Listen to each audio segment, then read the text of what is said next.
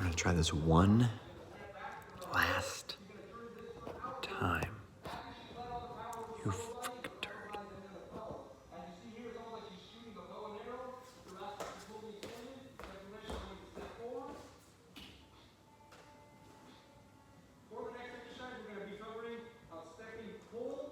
Coming back, this is going to be great for developing posterior oblique system dynamics, where we're going to be incorporating a lot of the lats, even though it's contralateral, so there's going to be a diagonal angle in which those systems are going to work with each other. So I'll have Lindsay approaching the fluid. Too bad there's no light. Maybe you want to notice at the initial stages, she's taking her right foot forward, she's grabbing with the right arm, she's stepping forward with the right leg here. We want to load the body a little bit, so we're going to load that shoulder. No way. One other thing to be mindful I don't know how well this will work with bands.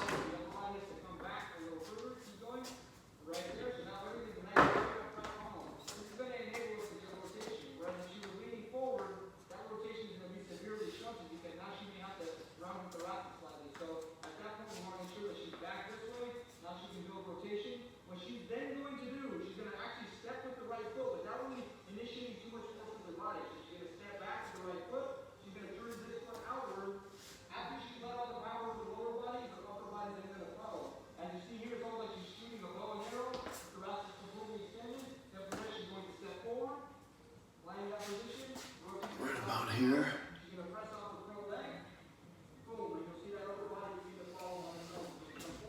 I swear to God, if you press a button.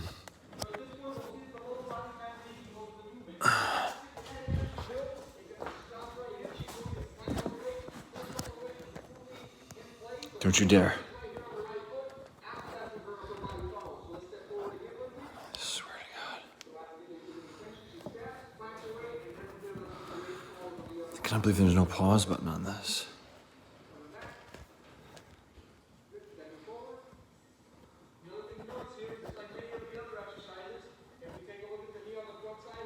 Sorry. Thought this would be easier given my non-improved. I have an idea, which probably won't work, but work with me, folks, work with me.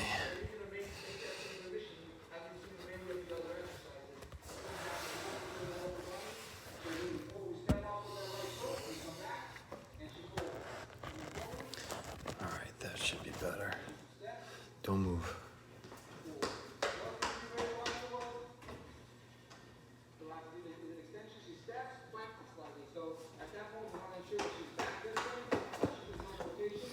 I need to prop you up a little bit.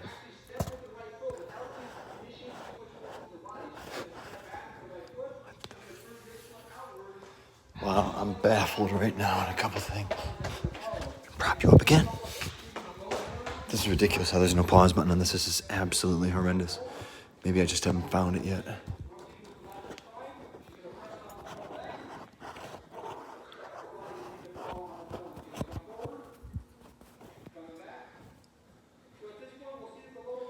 This might be too low. No, that should work. Too much floor. Sorry. Unbelievable. It's either one or the other. There you go. It's just so far. You know? Unbelievable, man. I don't know what to do with y'all.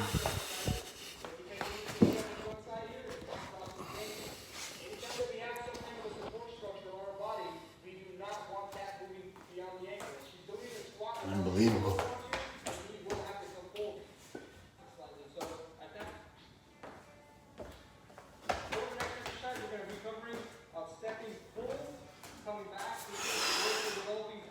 Gee whiz, there's not even enough room. I don't know where I want to put you.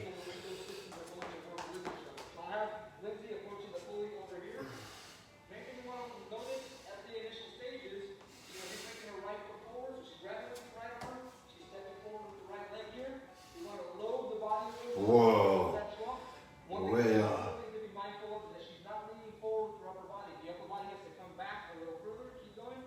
Right there, so now everything's a nice straight upright column. This is going to enable us to get rotation.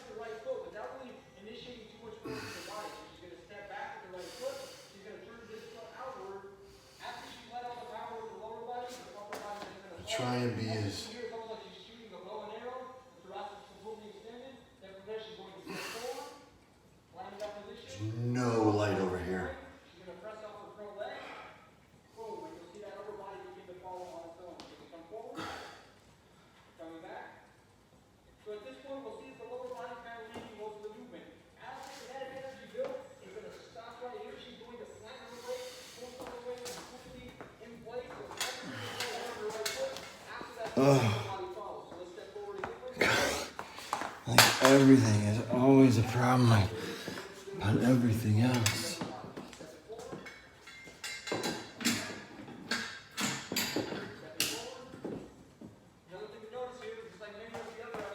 Like legit. Anytime that we have some kind of a support structure on our body, we do not want that moving beyond the ankle. She's doing a squat without any lower arm here. Hi guys. But in this situation, she has to forward on her, and she has her foot behind her, but at that point, there's no reason for that to be the ankle in this situation. So that needs to make that same This is for in many of the other exercises. Let's do that a little further on the upper body. So again, we forward, we step off with that right foot, we come back, and she forward. Coming forward. And she steps. And forward. Another thing to be very watchful of, the upper trapezius muscles are not active. That C-spine is completely active as she's doing this, so there's no shrugging coming up, there's no any of that stuff. It can be really bad on the neck and the shoulders. You have to do that completely depressed. You step forward. Lay away. You step off that right leg. And that's a really low power. I want you to come forward again. Give me a good power on this one. So you'll see how much force she's able to generate. She's getting off that first step immediately. You come forward again. She lands, nice and stable. She has a rapid rotation built. She presses out that right leg. And she comes back. Coming forward. And back. Take a break. Again, another one. You go progress slowly. We're starting to begin to move into a few more ballistic movements. This is we got a lot more rotation to do back here. Basic progression from doing a regular one-arm row.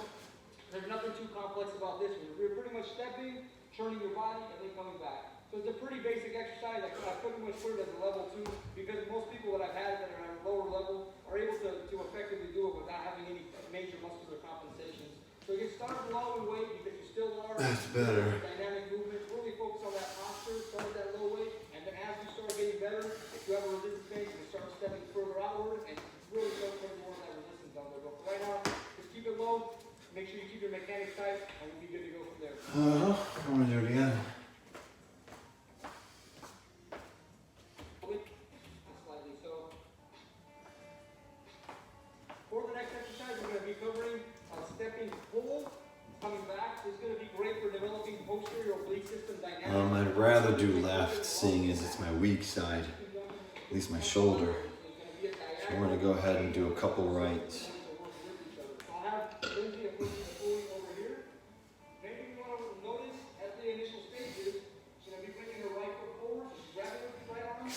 A little bit. We want to load the body a little bit, so we're going to load that trunk.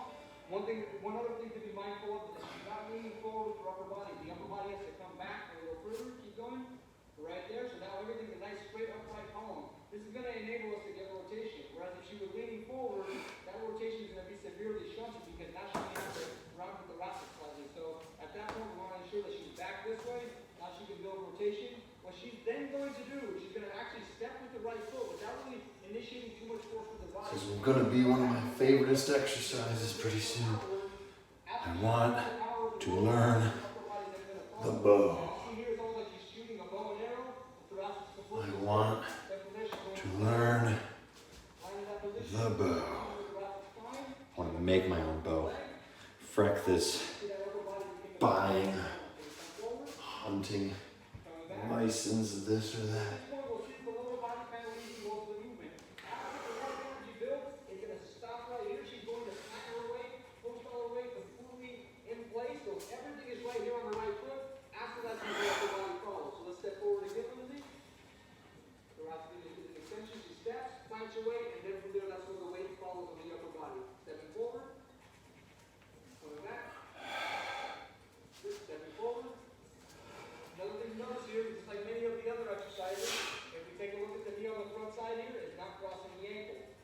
That we have some kind of a support structure on our body, we do not want that moving beyond the ankle. If she's doing a squat without any load around here, the knee will have to come forward. But in this situation, since she has something pulling on her and she has the foot behind her, then at that point there's no reason for that knee to cross the ankle in this situation. So that needs to make that same position. I want to remove this band without vibrating. One smooth motion, no flicker. That's the goal. It should be smooth. None of that. And she's playing completely active as she's doing this, so there's no Yeah. sagging coming up, or we don't want any of that stuff. It can be really bad on the neck and the shoulders. You have to do that completely depressed. You step forward. They one. You step off that right leg. And And I already want to do more left. you give me a good power on this. I'm working on the shit that isn't good for me yet. Can you see that at all? There it is. It just doesn't activate very well. The lower lat. And she comes back. And you forward. And back. Take a break. We'll give another one. It's not even active. Slowly, we're starting We gotta to practice. move into a few more realistic movements. It's there. This is a pretty basic exercise. It's just a regular, basic progression from doing a regular one-arm row. There's nothing too complex about this one. We're pretty much stepping. Sorry, you're hitting the door. The door's hitting you.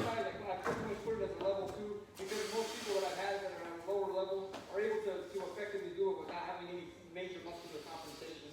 So you can start low and weight. You can still learn to do some dynamic movements. Really focus on that posture. Start at that low weight, and then as you start getting better, if you have a resistance, you start stepping further outward and really start putting more of that resistance on there. But for right now, just keep it low. Make sure you keep your mechanics tight, and we'll be good to go from there.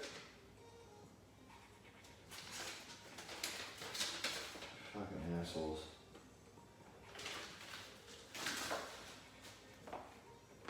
No, I want to do no punching.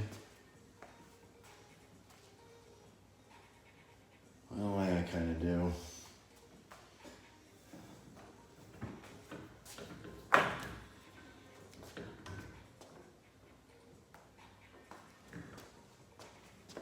Can't be there. You have to be like right there or something.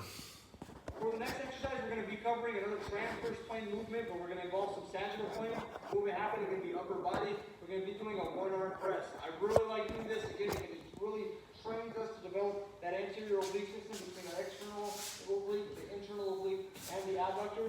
So it's really, really good for developing that functional push strength.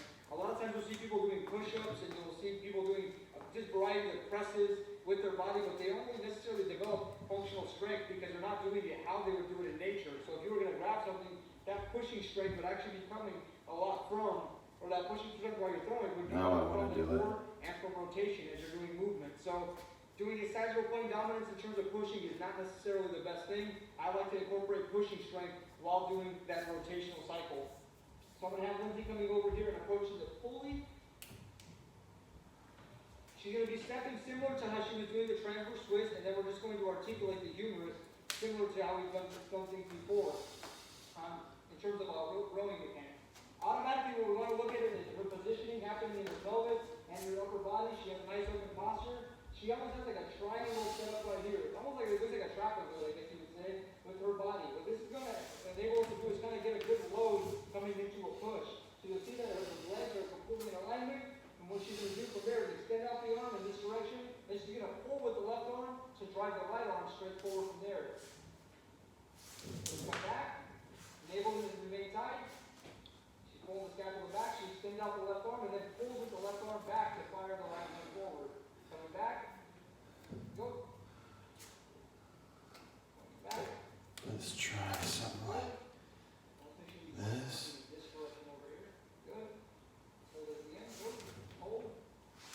Right here, find the neutral, same dynamic that we were looking at with the transverse twist. This is a very similar exercise to the transverse twist, only we're involving more of a pushing motion. I would consider this to actually be more functional than a transverse twist a lot of times because we do involve that pushing dynamic with the upper body while we're running, maybe throwing a punch or throwing a ball. So this may actually be a little more functional. Come back. But then the problem then becomes usually for most people when they do this exercise is that their shoulder will kind of just like peek out, and bring the arm all the way back here. As long as we're getting that shoulder positioning, this is going to be a very beneficial exercise. Be sure to not initiate force from back here, and that can be compromising on that shoulder. You got to keep this here. The scapula is going to remain back. Then from there, she's going to go into the punch. Coming back. And the main reason that we're loading this left hand here is because we're trying to develop reciprocity. What that means that we're going to use the opposite side of her body to help propel the left side of her body to help propel the right side of her body. So as she does this, and she extends out the arm, she's then going to pull back with the flat, which then is going to effectively help her bring that right hand forward. So now she's instituting the I don't know how this is going to work for you guys. So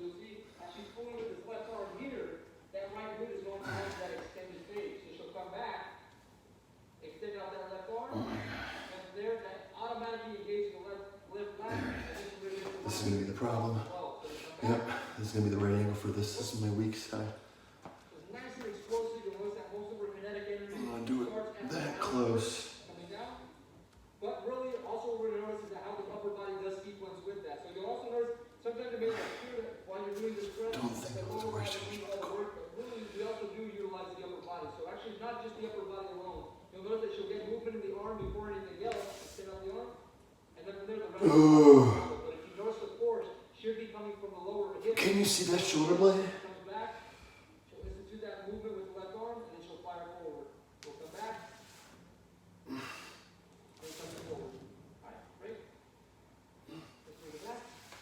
So in doing these types of exercises, we're doing the transverse twists, the stepping pulls, and the presses here. What we want to be looking at, again, the rep range should be anywhere between about 10 to 20 repetitions. That's what we're looking at, and we're just trying to get effective movement.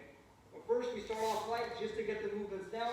Once you get the movements more dialed in, probably the most repetitions you should get is about 10 to 12. That should be the most of what you'll get once you get your mechanics instituted. But again, what we're looking at with all the movements in the system is that we're looking at quality of movement, not necessarily how much output we're trying to get or how tired we're trying to make ourselves. Within time, the fatigue will institute as you get the mechanics right. Once you start moving correctly, the body really will begin to feel that fatigue that we're looking for. But we have to institute efficiency first in terms of movement, then we can start progressing later on. So try doing that at first between about 10 to 20 repetitions. The same thing goes with the one arm stepping rows, and the same thing goes with the This is transverse good. twist. Try going anywhere This between will be one of the 10 better to 20 videos. repetitions. Thankfully, I didn't talk After that, in the beginning.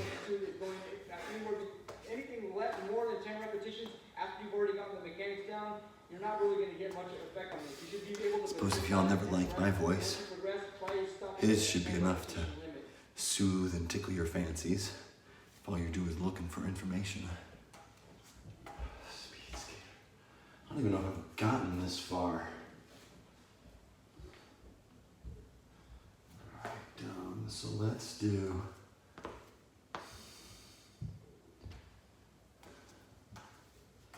Suppose I could just do you right here. That's what she said. But these are called speed skaters. I've done them before, but I don't know if I followed his. Next exercise, we're going to be covering a basic plyometric movement. It's going to be called the speed skater. This is a great exercise. Right here is really trying to buckle down what's going to be the main limiters happening while you're doing this movement. So the key point is, we want to start from a staggered stance, much like we were doing a transverse twist earlier in this video. So we're going to bring one leg behind. I think the most important part of the training itself is to stay focused on maintaining proper structural integrity. Maintaining as perfectly close to structural perfection as we can. It's got to get difficult with 600 to 800 pounds on your back. And it loses me. Training philosophies lose me when that actually becomes helpful. It's helpful nevertheless, but if we aren't fixing the inside, the deeper muscles, superficial ain't gonna do us very good. It does, but I can't justify it because that's not the training I'm going through right now.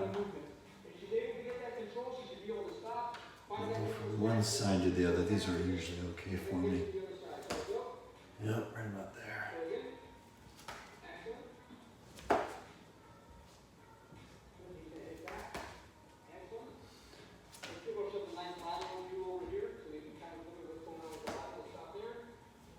Looking right here, the knees are not driving forward. A very common mistake that people will make is that it ends up coming forward, and people just use their quadriceps and their gluteus medius muscles to drive them over. So you don't want the front side of the side moving forward, you want the muscle on the back side moving forward. So we'll go again. Go to the other side. I think they're doing one of these. Always want to do that rotation after the upper body. This is an upper body movement as well as the lower body.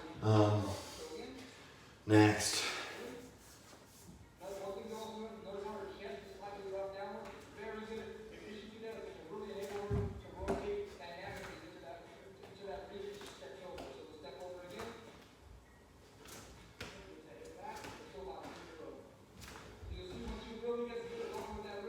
Boring. I do these too often. Side to side, it's fine.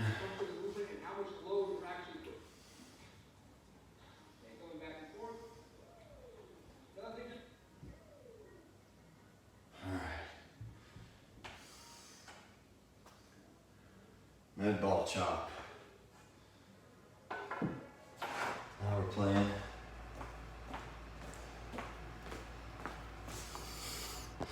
Think y'all can come back over here now.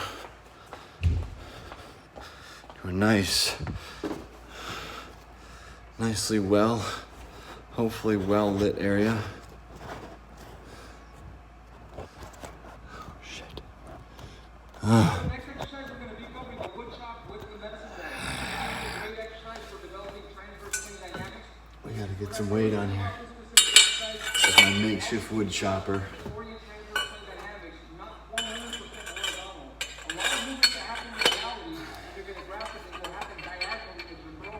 Diagonals.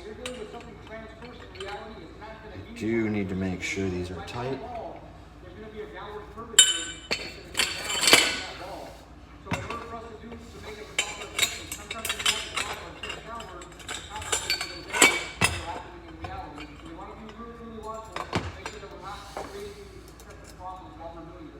Looking at the positioning for this exercise is going to be similar to all the other transverse plane movements that we've done up until this point. We're going to be utilizing the box once again.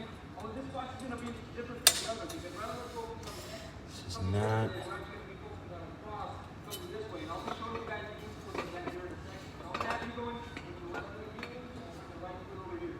So looking at the initial positioning of this is going to be similar to all the other transverse plane movements. So you're going to straight out from the ball. I don't think that'll go anywhere. Yeah.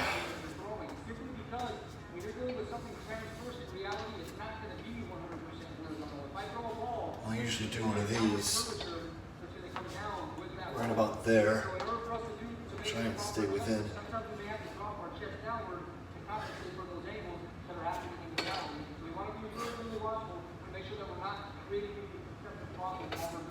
Or I can do one of these. Could do, yeah.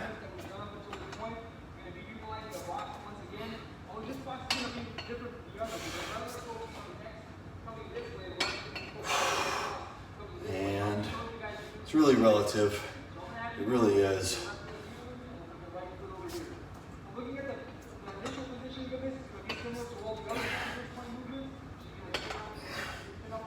You know?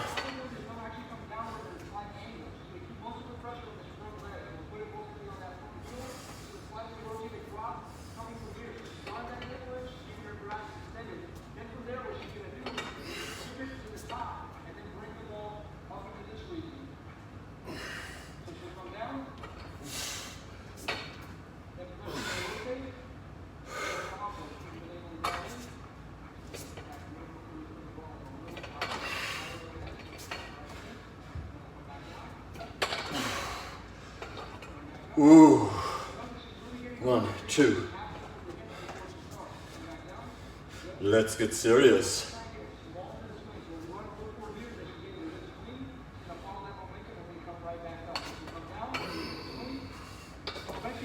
I could do.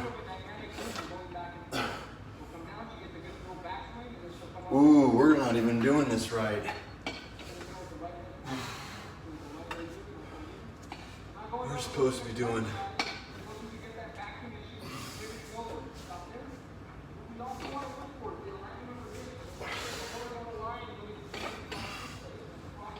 That's what we're supposed to be doing.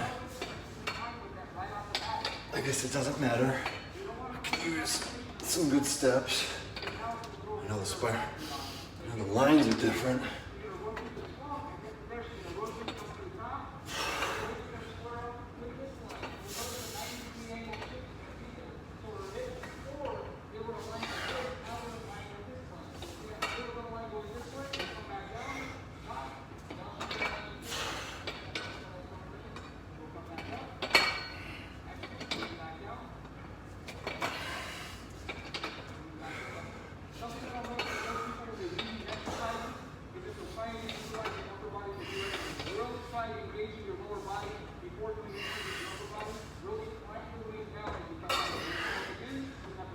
Lower lats to turn on more instead of my shoulder. Yeah, lower lats need to be better on up there. Looking at a lateral view, we're seeing again that neutral spine dynamic.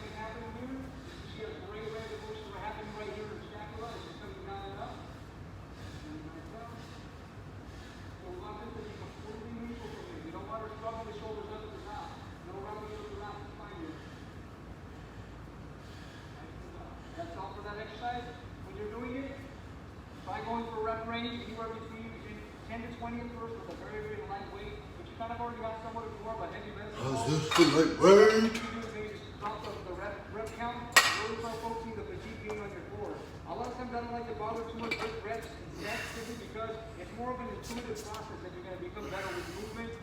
It has less to do with sets and reps. Less to do with Didn't we just do this side? more to do with, okay, general fatigue, the orientation of tension on the proper areas of the body. So really influence moves involved in the core in conjunction with the spine and then working on movement. But if we're looking at a couple of repetitions, then we do go back to that. Yeah, that is right. To an understanding of how much you should do. I would say anywhere between. I wouldn't go anything above. It is different. Repetitions initially if you have a light goal.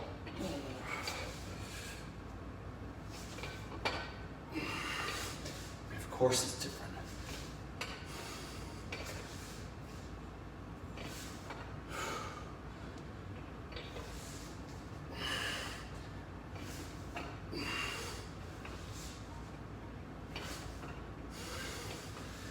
I'm not 100% focused, but I can see that it is slightly different. The burpee. We're really about to do the burpee? I don't think so. For the next exercise, we're going to be covering the burpee. This is an exercise that's commonly going to be, look back up, immediately go to the part one. That is level 2 of this training system. What I'm going to do next is show you guys some basic applications that you can do. All right. Put this into your training regimen. What I would recommend is picking about 4 or 5 of the exercises, then making it a circuit. On the next day, you pick another. Okay. So I think you get the idea. 3 videos later, over an hour and a half long. Hopefully they're mashed up. Hopefully it's sped up. Hopefully you get something from any of this. Take away. Consistency is key. Every day matters. Actually, consistency is key. Every day matters. Real life application.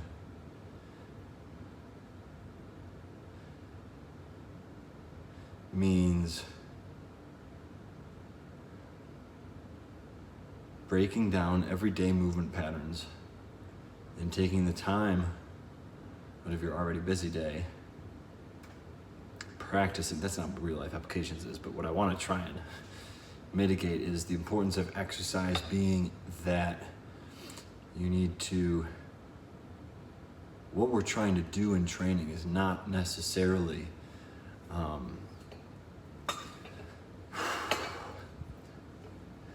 the goal may be to become bigger, stronger, faster, but it's not by practicing those variables. This is going to be a long time description, and I've been trying to define the difference between this masculine, feminine, energetic way of training. It's just you're either masculine, feminine, sympathetic, parasympathetic, whatever balance you want to consider it. The point is to achieve perfect balance, but ultimately we don't get there. We don't achieve perfect balance. And you can win with either side. You can be 100% aggressive, or you can be 100% aggressive, tender, aggressive, right? Aggressive, tender, soft, hard. I did say that you could win with either way. I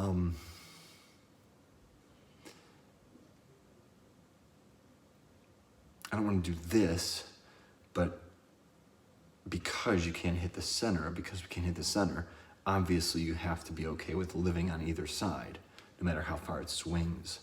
I like to think that the center of that balance is immortality, and we always strive to get there as a species, whatever that looks like to you, maybe. But if your soul separates from your never-ending body, well, then you're good for the afterlife, I suppose, right? Where are we going?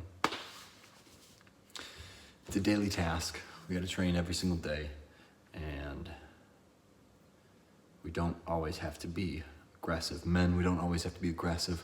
Women, we don't have to be tender. It's a balance. Wait until I start saying things. Never mind. Talk to you guys later. Peace.